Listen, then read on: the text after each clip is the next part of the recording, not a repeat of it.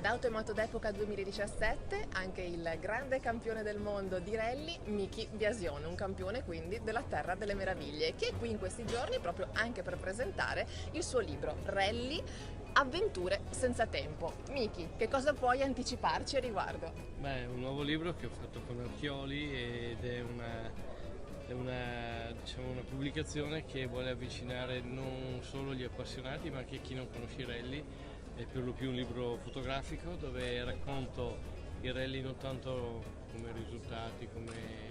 gare eccetera, bensì come l'evoluzione delle automobili, delle competizioni di questo sport e quindi qual miglior evento come questo di Automoto d'Epoca Padova per parlare delle auto del passato, dei piloti del passato,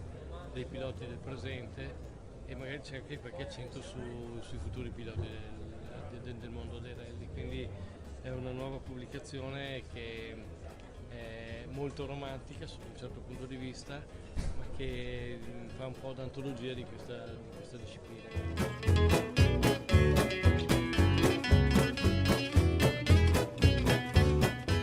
Cosa consiglieresti oggi ai giovani che vogliono avvicinarsi al mondo delle auto d'epoca, mondo che spesso viene associato prevalentemente ad un target un po' più senior? Sì, diciamo che le auto d'epoca sono sempre state la passione di persone un po' avanti con gli anni, perché l'auto della loro gioventù è sempre la più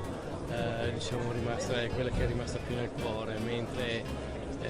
le auto moderne hanno un po' meno significato. Invece io credo che i giovani si devono proprio avvicinare a questo mondo, perché fanno parte della cultura, sia dell'ingegneria, del design e degli usi e costumi. Si vedono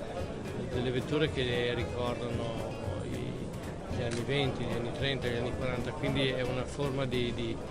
portare in avanti, di mantenere determinate tradizioni, di ricordare cosa è stato il passato. E in più anche per i giovani potrebbe essere un ottimo investimento, perché una vettura d'epoca nel tempo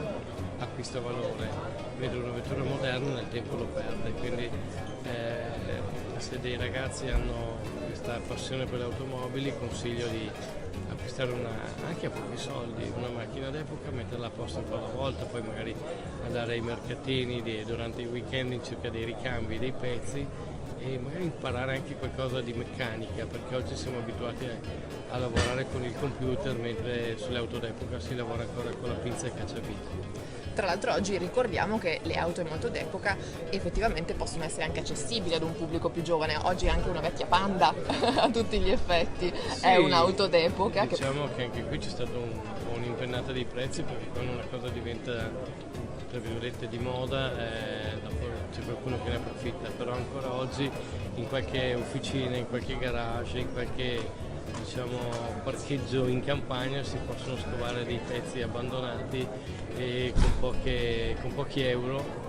dicendo, visto che sono macchine d'epoca, con poche lire uno le può acquistare e poi metterle a posto con tanta pazienza e con tanta passione.